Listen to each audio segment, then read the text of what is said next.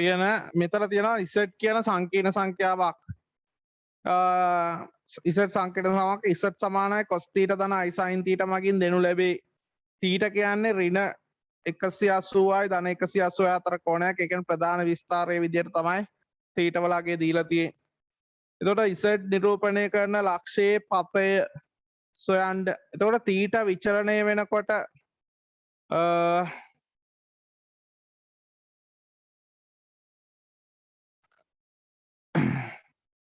θ වලගේ විචලනය වෙනකොට cos θ ධන i sin θ මේක z වල පතය නිරූපණය කරන ලක්ෂය සොයන්න කියලා තියෙනවා. එතකොට මේ මේක පතය සොයන්න කිව්වහම θ වලගේ කියන්නේ z සමාන x ධන iy කියලා ගත්තොත් z කියන්නේ එතකොට එනවා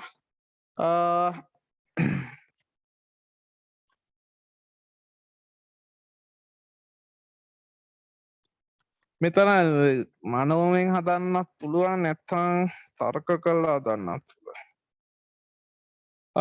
මේක අපි ගමු මේකෙන් හදමුකෝ. z සමානයි x ධන iy ගණනය කරලා හදමු. cos θ ධන i sin θ θ කියන්නේ විචල්‍යයක්. θ කියන එක 0.180 අතර විචල්‍යයක්.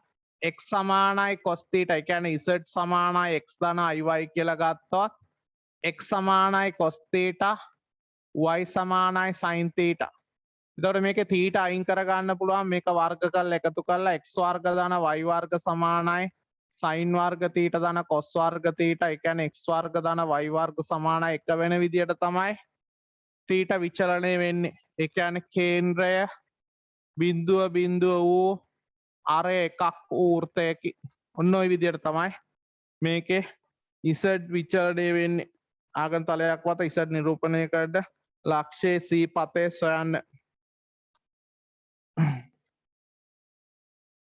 එහෙම නැත්නම් මෙතනදී වෙනස් විදියකට ඔක ජ්‍යාමිතිය පරාමිතිය භාවිතා කරලා.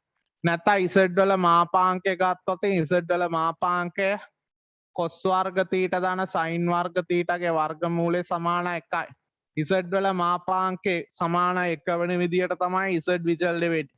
z වල මාපාංකේ නියතයක්. θ කියන්නේ විචල්‍යයක්. θට එක එක අගයන් ගන්න පුළුවන් নানা ප්‍රකාර අගයන්. ඍණ 180 ධන 180 අතර. එතකොට θ විචලනය වෙන්නේ z වල මාපාංකය සමාන 1 වෙන විදියට. ඒ කියන්නේ කේන්ද්‍රය බිඳුව වූ අරය එකක් වන වෘත්තයක් තමයි z තියෙන. මෙතන ගන්න තියෙන z ඍණ z වල මාපාංක සමාන 1 කියන්නේ z ඍණ බිඳුවේ මාපාංක සමාන 1. z ඍණ z0 වල මාපාංක සමාන 1. ඒ කියන්නේ කේන්ද්‍රය z0 වෙච්ච අරය r වෙච්ච වෘත්තයක් නේ. අපි z ඍණ z0 වල මාපාංක සමානයි r වන පරිදි z විචලනය කරොත් ওই විදියට මෙතනදී කේන්ද්‍රය බිඳුව වෙච්ච අරය r වෙච්ච වෘත්තයක් කියලා තමයි අපිට කතා කරන්න. අරය එකක් වෙච්ච වෘත්තයක් කියලා කතා කරන්න වෙන්නේ. ඒකදී ලකුණු දීලා තියෙන්නේ අරයට ලකුණු 5ක් දීලා තියෙනවා.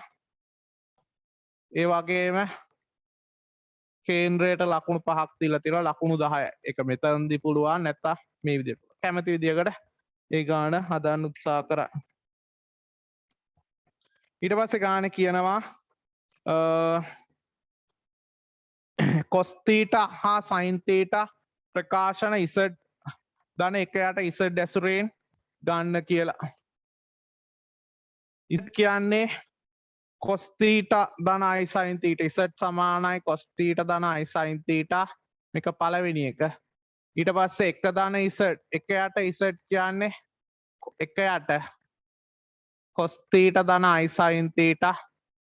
මේ උඩයි යටයි දෙකම cos θ ඍණ i sin θ ගෙන් වැඩි කරොත් ප්‍රතිබද්ධයෙන් වැඩි කරොත්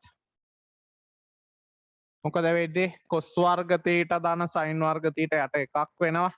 මේක එනවා cos θ ඍණ i sin θ. මේ දෙක එකතු කරාම එනවා i sin θ කැපිලා ගිහිල්ලා z ධන 1ට z සමානයි 2යි cos θ. එහෙනම් cos θ වලට ගන්න ඕන cos θ සමානයි භාග්‍ය වාරයක් z ධන 1ට z. ඒ වගේ මේකෙන් මේක අඩු කරාම z ඍණ 1ට z සමානයි 2i sin θ. මෙතනින් එනවා එනා sin θ සමානයි 1 බෙදීම 2i z ඍණ 1ට z කියලා.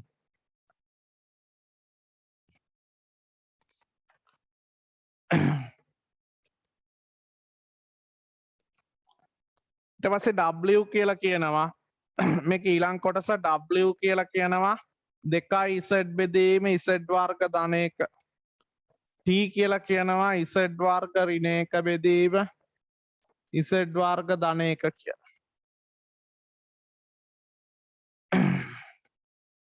z යන්න z කියන එක ධන හෝ ඍණ i ට සමාන නැහැ. මෙතන කතාවක් කියනවා z අසමානයි ධන හෝ ඍණ i. ඒ කියන්නේ z වර්ග අසමානයි ධන හෝ ඍණ i වර්ග වර්ග වුණාම i වර්ගට i වර්ග ඒ කියන්නේ z වර්ග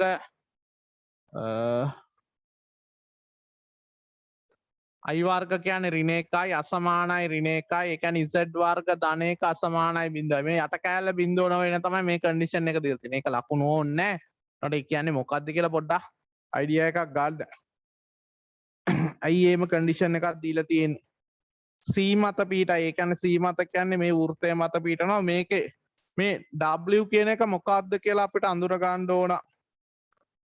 ඒ කියන්නේ ඉමේජනරි මේකේ අතාත්වික කොටස හොයා ගන්න ඕන බිඳුවයි මේකේ තාත්වික කොටස බිඳුව බව පෙන්වන්න කියලා තියෙනවා. එතකොට මේ z මෙන්න මේක ගත්තාම මෙතන w කියන්නේ මොකක්ද කියලා අපි හොයාගමු මුලින්ම. w සමානයි මට උඩයි යටයි දෙකම මේ z වර්ග ධන 1 මෙතන z එකයට z තියෙනවානේ. උඩයි යටයි දෙකම මම z වලින් බෙදනවා. 2i z බෙදීම z. එතකොට z ධන් z මෙතන 2i z බෙදීම z වර්ග ධන 1 උඩ යටයි දෙකම z වලින් බෙදුවොත්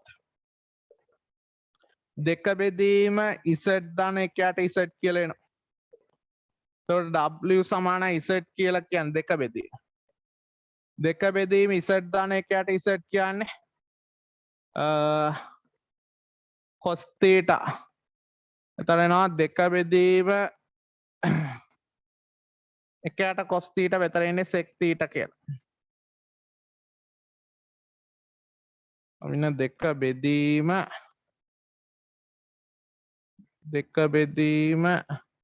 මේක 2 බෙදීම මේක කියන්නේ එකයට cos θ sec θ. ඒ කියන්නේ ඔමෙගාගේ මේකේ තාත්වික කොටස අතාත්වික කොටස. මේකේ අතාත්වික කොටස තමයි මේ im කියන්නේ. ඉමේජනරි පාර්ට් එක කියන එක. im w කියන්නේ තාත්වික කොටසක් විතරයි තියෙන අතාත්වික කොටසක් නෑ. මේක බිඳුවයි. ඒ වගේම t වර්ගයේත් ඒ වගේ ප්‍රකාශනයක් තියෙනවා. t කියන්නේ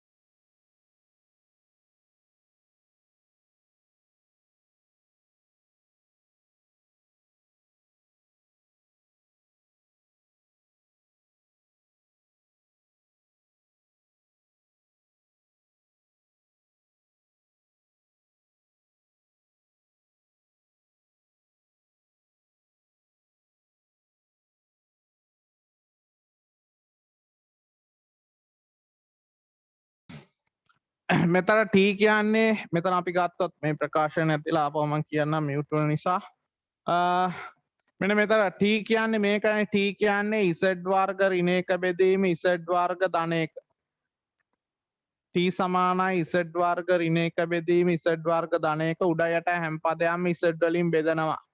ඒ බෙදන්නේ අර z එකයට z හදාගන්න.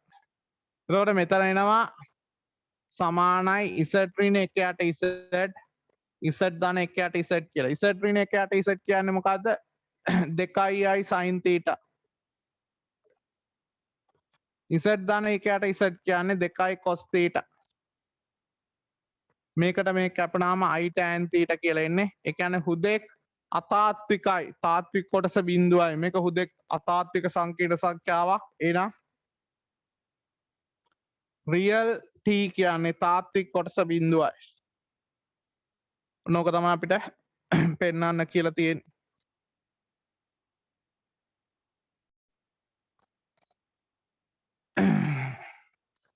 මෙතන අර මුලින්ම ලකුණු 10ක් දීලා තියෙනවා C වල අරය 1යි කේන්ද්‍රය බිඳුව බිඳුව මූල ලක්ෂය කියනවට ලකුණු 5යි 5යි කියලා කොටස් දෙක කතා කරා. ඊට පස්සේ Z ධන එකයට Z කියන එක මෙන්න මේ සම්බන්ධතාව. Z එකයට Z කියලා මේක ගන්නවට ලකුණු 5යි. Z ධන එකයට Z ධන Z එකයට Z කියන්නේ 2යි cos θ කියලා ගන්නවට මෙන්න මේ සම්බන්ධතාවය ගන්නවට ලකුණු 5යි මේක 5යි.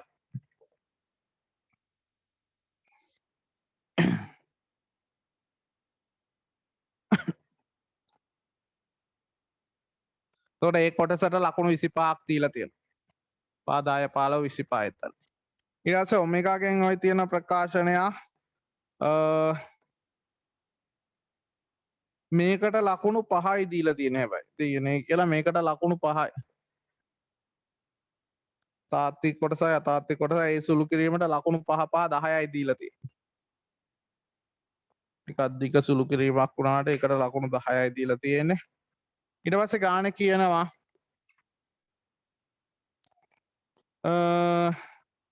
එනයින් හෝ අන්ක්‍රමයකින් ඔමෙගා වර්ග ධන t වර්ගයාගේ එකයි කියලා පෙන්නනවා. එතකොට ඔමෙගා වර්ග ධන t වර්ග කියන්නේ sec වර්ග θ ඍණ ධන i වර්ග tan වර්ග θ. ධන i වර්ග tan වර්ග θ. ඒ කියන්නේ sec වර්ග θ ඍණ tan වර්ග θ.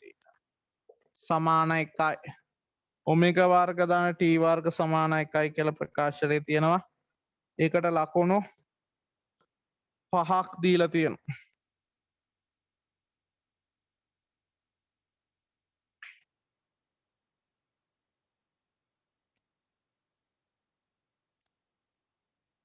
ඊට පස්සේ ගාන කියනවා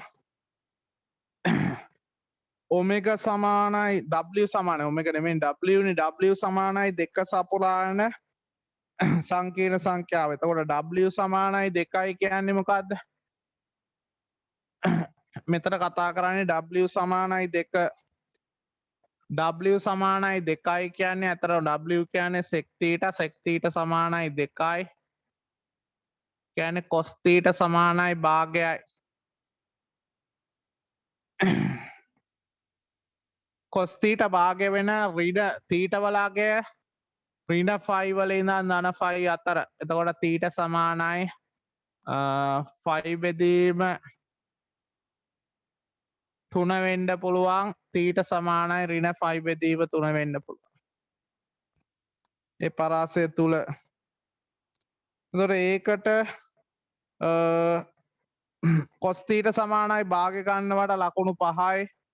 ඒ වගේම මේක θ සමානයි 5 බෙදීම 5යි මේක ගන්නවට 5යි. අපෙන් අහන්නේ ඒක නෙමේ වන පරිදි z සංකීර්ණ සංඛ්‍යාව සොයන්න කියලා. එහෙනම් z සමානයි cos θ ධන i sin θ නිසා cos 5 බෙදීම 5 cos 5 බෙදීම 3 ධන i sin 5 බෙදීම 3 වෙන්න පුළුවන්. z සමානයි cos ඍණ 5 බෙදීම 3 ධන i sin ඍණ 5 බෙදීම 3. භාගය ධන මූල 3 බෙදීම 2යි. z සමානයි භාගය ඍණ මූල 3 බෙදීම 2. ඔන්න විදියට එනවා. ඒක වෙනුවෙන් ලකුණු 5ක් දීලා තියෙනවා. මෙන්න මේ උත්තර දෙකටම ලකුණු 5ක් දීලා තියෙනවා. එතකොට ඒ කොටසට ලකුණු 15යි. ඊට පස්සේ ගානේ කියනවා t සමානයි i සමීකරණ එකම විදියට යන්නේ ඔක්කොම ටික. එක තැන කරකිනවා. හැබැයි ඉතින් අතරමැදදී කොහේ හරි කෑල්ලක් හැදුවේ නැත්නම් අර t වලගේ මෙන්න මේක t සමානයි i tan θ කියලා හවෝ w සමානයි sec θ කියලා පෙන්වුවේ නැත්නම් එතනින් එහාට යන්න අමාරුයි. t සමානයි i වෙන විදියට t සමානයි i කියන්නේ i tan θ සමානයි i tan θ සමානයි 1යි θ සමානයි ධන හෝ ඍණ 5 බෙදීම 4 ඍණ 5 බෙදීම 4 නෑ ඍණ 5 බෙදීම 4 ගත්තොත් ඍණනේ tan θ එක වෙද්දි 3යි 5 බෙදීම 4 තුන්වෙනි යුක්ත පදේ 3යි 5ත් නෙමෙයි 5යි 5 බෙදීම 4 කියන්නේ ඍණ 3යි 5 බෙදීම මේ වෘත්ත පාදේ මේ වෘත්ත පාදේනේ tan දාන මේ පැත්තෙන් යන්න ඕන ඍණ 3යි 5 බෙදීම 4 ඒකෙත් සංකීර්ණ සංඛ්‍යා ටික හොයන්න කියලා තියෙන්නේ එතකොට z සමානයි cos 5 බෙදීම 4 ධන i sin 5 බෙදීම 4 මෙතන z සමානයි cos ඍණ 3යි 5 බෙදීම 4 ධන i sin ඍණ 3යි 5 බෙදීම 4 එකයට මූල 2 ධන එකයට මූල 2යි i z සමානයි ඍණ එකයට මූල 2 ධන ඍණ එකයට මූල 2යි